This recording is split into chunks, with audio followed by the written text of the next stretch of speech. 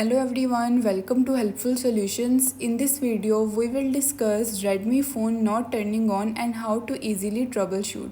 Number 1. Charge the battery. Connect the phone to its original charger and plug it into a working outlet. Allow it to charge for at least 15 to 30 minutes. Use a different charging cable and adapter if there is no charging indication. Number 2. Perform a forced restart.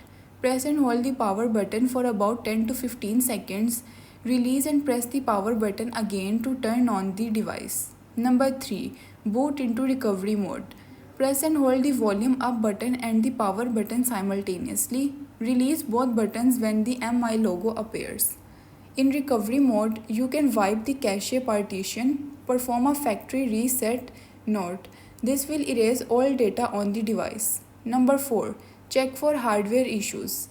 Inspect the power button for any physical damage. Ensure the battery is properly connected if required technical expertise. Thanks for watching.